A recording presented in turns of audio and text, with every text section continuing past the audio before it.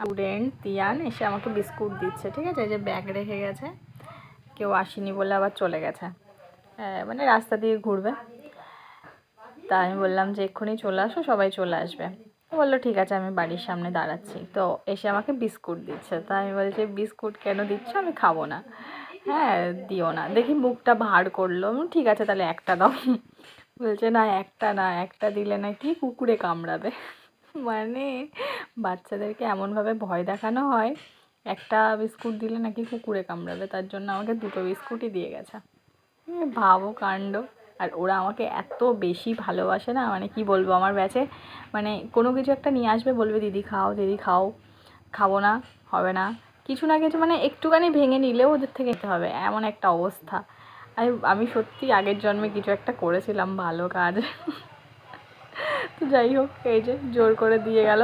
আমি লাস্টে ওর মুখের এক্সপ্রেশনটা দেখে আমি বললাম ঠিক আছে দাও, তবে একটা দাও, আর দুটো দিয়ে চলে গেছে।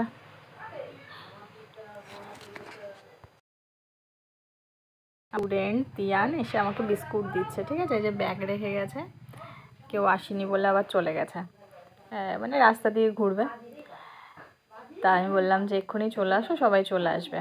বললো ঠিক আছে, আমি বাড়ির সামনে দাঁড়াচ্ছি। তো এসে আমাকে বিস্কুট দিচ্ছে। তা আমি বলছি বিস্কুট কেন দিচ্ছ, আমি খাবো না। হ্যাঁ, দিও না। দেখি মুখটা ভার করলো, ঠিক আছে তাহলে একটা দাও। বলছে না, একটা না, একটা দিলে নাকি কুকুরে কামড়াবে। মানে বাচ্চাদেরকে এমনভাবে ভয় দেখানো হয়, একটা বিস্কুট দিলে নাকি কুকুরে কামড়াবে, তার জন্য আমাকে দুটো বিস্কুটই দিয়ে গেছে। ভাবো কাণ্ড। আর ওরা আমাকে এত বেশি ভালোবাসে না, মানে কি বলবো, আমার ব্যাচে মানে কোনো কিছু একটা নিয়ে আসবে, বলবে দিদি খাও, দিদি খাও, খাবো না, হবে না, কিছু না কিছু মানে একটুখানি ভেঙে নিলেও ওদের থেকে নিতে হবে, এমন একটা অবস্থা। আমি সত্যি আগের জন্মে কিছু একটা করেছিলাম ভালো কাজ। তো যাই হোক, এই যে জোর করে দিয়ে গেল।